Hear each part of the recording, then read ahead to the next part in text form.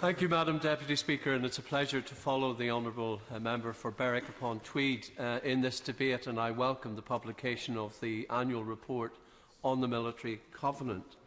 But members will not be surprised if I raise again, as I have done on previous occasions, concerns about the implementation of the covenant in Northern Ireland.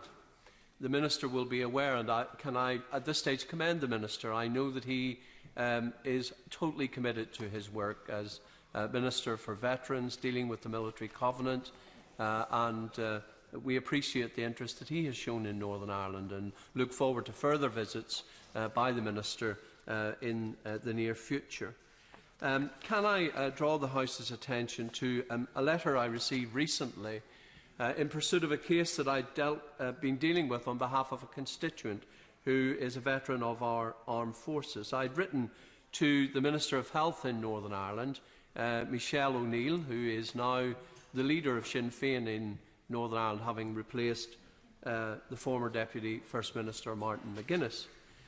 In her response, and I want to quote Madam Deputy Speaker from this reply, the Minister for Health in Northern Ireland says this, and I quote, "As you are aware, the Armed Forces Covenant is not in place here, and ex-military personnel therefore do not have the 13YJ code, which is the code that identifies someone with a history of military service, added to their clinical records for GP referrals." She goes on to say, "The Armed Forces Covenant has been adopted by England, Scotland and Wales," note, not Northern Ireland, "to provide equal access to health care where it can be linked to military service, serving personnel, their families and those who leave the military forces. The Covenant has not been adopted here, as healthcare arrangements are delivered on an equitable basis to all members of the community." Now, I think this highlights the extent of the problem we're dealing with in Northern Ireland. And I do not include the Minister in this, but I have to say that there are some associated with the Ministry of Defence who are in denial about the problem we face in Northern Ireland.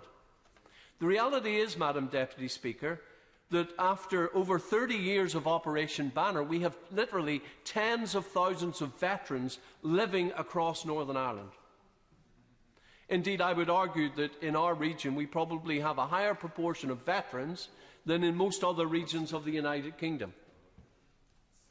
And it is worth bearing in mind that many of those veterans served with the Ulster Defence Regiment and the Royal Irish Regiment Home Service, serving in the communities in which they lived, and with that brought much added pressure for them and their families, to the extent that recent reports have indicated that there is a very high incidence of post-conflict trauma amongst veterans in Northern Ireland. And indeed, at the moment, the University of Ulster are undertaking a study into this very issue to try and evaluate the level of mental health illness amongst veterans in Northern Ireland. But it is known to be quite high.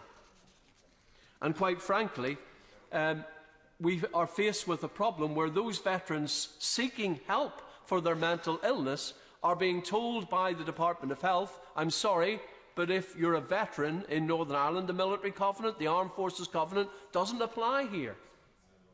So we cannot deal with you on the same terms as you might be dealt with by the Health Service in England, Scotland and Wales." Now, we know that the Armed Forces Covenant does not give preferential treatment to veterans. It merely seeks to ensure that those veterans are not disadvantaged by virtue of their military service. And yet, the Minister hides behind this notion that somehow applying the Military Covenant in Northern Ireland would disrupt, would undermine the basis of equality that is at the heart of the Belfast Agreement and Section 75 of the Northern Ireland Act 1998. And I do think, Madam Deputy Speaker, that we in this House and the Department need to do more to challenge this kind of muddled thinking.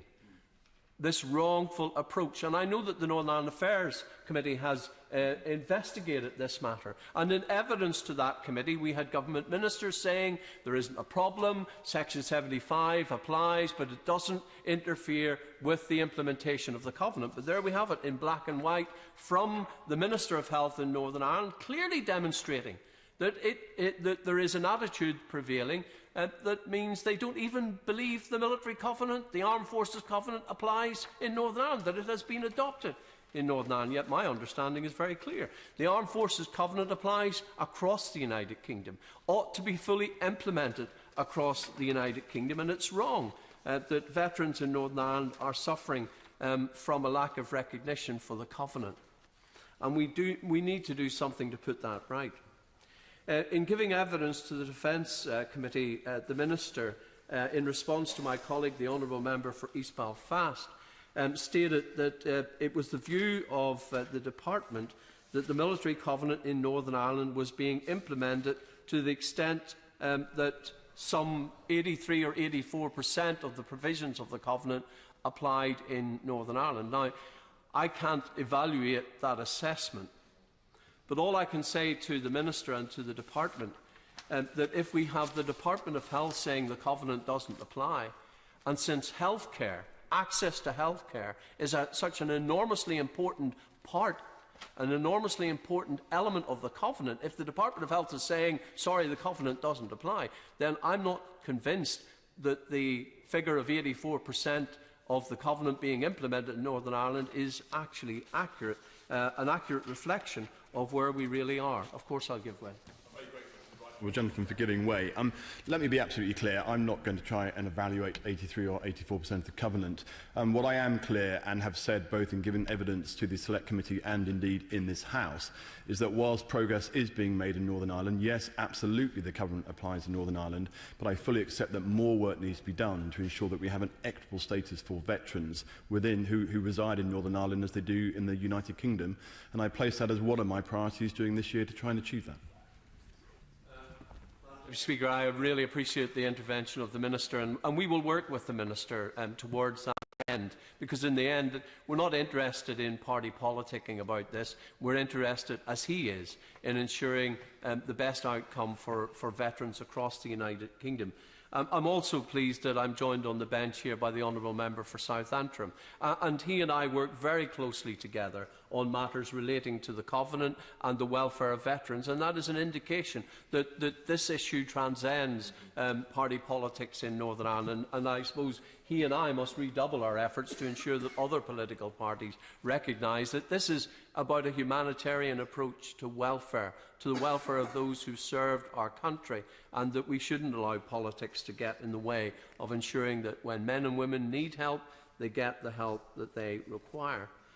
On the positive side, Madam Deputy Speaker, I am pleased to report that we have now an appointment to the Covenant Reference Group, which advises government on the Covenant and looks at coordinating actions related to the Covenant across the United Kingdom. I'm delighted that my colleague, Mrs Brenda Hale, who was until the Assembly was dissolved, a member of the Northern Ireland Assembly representing the same constituency as myself, has been appointed to represent Northern Ireland on the Covenant Reference Group. I want to thank the Honourable Member for South Antrim and his colleagues for their support on that issue. Brenda's husband, Captain Mark Hale, was tragically killed on active service in Afghanistan while serving with 2 rifles. And Brenda knows at a personal level the challenges faced by veterans in Northern Ireland, and I believe she will be a very able representative for those veterans on the Covenant Reference Group. I'm also pleased to report that a number of the new councils in Northern Ireland have adopted the Community Covenant, to which the Honourable Member made reference in her opening remarks. And in my own constituency, both the councils that cover the Lagan Valley area are now signed up to the Community Covenant. That's the Lisburn and Castlereagh City Council and Armagh, Banbridge and Craigavon Borough Council, and I'm pleased that they're taking forward initiatives linked to the Community Covenant, and that is positive progress. One of the areas, Madam Deputy Speaker, that I think further progress could be made on is an effort to coordinate better the very valuable work of all of the agencies and veterans' charities that operate in Northern Ireland. I personally would like to see the establishment of something like a hub for veterans in Northern Ireland that would be a one-stop shop where a veteran could contact this hub to receive information about where they can get help, whether it's help with welfare issues, help with accessing health care, help with pensions and other issues that impact on veterans. And we'd like to see this type of hub established in Northern Ireland to draw together and coordinate the work of the various organisations and charities. Of course, I'll give way. Stewart. Thank the Right Honourable Member for giving way to me. I thought that we were going to set up a national hub, one-stop shop, and I actually presume that regions would have a sort of sub-one-stop shop as well. It makes sense. Well, I thank the honourable member for his intervention. A good friend of veterans in Northern Ireland he is. I would share his expectation and indeed his hope that that is exactly what will happen. And I just want to ensure that Northern Ireland doesn't lose out on this and that ministers will be able to cooperate with the Northern Ireland Executive and with local organisations representing veterans to ensure that this does happen. I also want to raise, Madam Deputy Speaker, a concern about a recent decision by Combat Stress to withdraw their Regional Welfare Officer service from Northern Ireland. I received contact from a number of veterans across Northern Ireland who have benefited from this very valuable service, offering support to them at a great time of need, many of these veterans suffering with mental health problems. I met with the Chief Executive of Combat Stress, Sue Freeth. I was very impressed by what they are doing in Northern Ireland. I'm impressed by what they do in Northern Ireland. And Sue indicated to me that it would cost in the region of £60,000 per annum to retain this welfare support service. And I really do hope, I've written to the Secretary of State about this issue, I really do hope that that funding can be found. It's not a big amount, but it has a big impact. I'm very grateful to the Right Honourable Gentleman for giving way, and he's raising a really important issue, which is not, of course, just an issue for Northern Ireland, but, of course, for the mainland in the UK. And perhaps the Minister, when he comes to respond, might address the issue that the Right Honourable Member has made. But for the life of me, I think it is extraordinarily important that that welfare contribution from charities such as Combat Stress, which I've been a very strong supporter of, is continued. The linkage there is very important. It's not simply, I hope the Honourable Gentleman would agree, a matter of medical care. Thank you, Madam Deputy Speaker, and I can't add to what the honourable member said. He's absolutely right, and I would urge the Minister to look at this. Madam Deputy Speaker, just 2 points I want to make in drawing my remarks to a close. First of all, the aftercare service that is provided by the Royal Irish Regiment is absolutely crucial. We have many thousands of former soldiers in Northern Ireland who served with the Royal Irish Home Service and the Ulster Defence Regiment. And that aftercare service is undertaking very valuable work in Northern Ireland. And I hope that the Minister and his colleagues will ensure that the aftercare service, much needed as it is, will be retained. The final point I want to make is an important one, Madam Deputy Speaker. Together with the Honourable Member for Aldershot and the Honourable Member for South Antrim, on Saturday I attended a rally in Westminster, a rally of veterans from across the United Kingdom, veterans of Operation Banner, the longest running military operation in the history of the British Army. They are concerned about recent arrests and prosecutions of former soldiers who served in Northern Ireland, some of them in their 60s and 70s. We share their concern.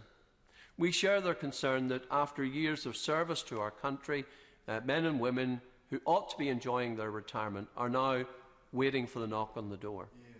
And in circumstances where it seems that the focus is on what the armed forces and the police did in Northern Ireland, much less on what the terrorists did. And it's worth bearing in mind that of the 3,000 unsolved killings in Northern Ireland, the vast majority of those were carried out by terrorist organisations. Yet the vast majority of the resources currently are going into investigations in relation to alleged killings by the armed forces and the police, and this is unacceptable.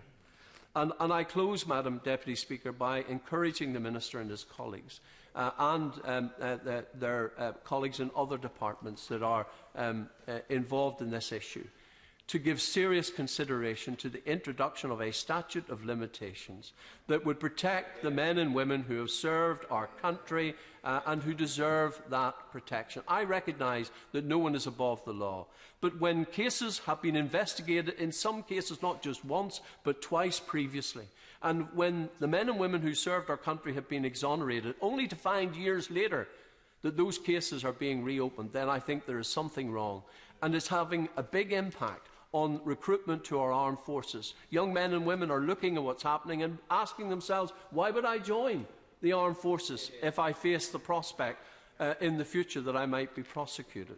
I repeat, no one is above the law, but I really do think the government needs to act on this. They need to protect the men and women who protected us in our darkest hour. Order. I hope that we can manage this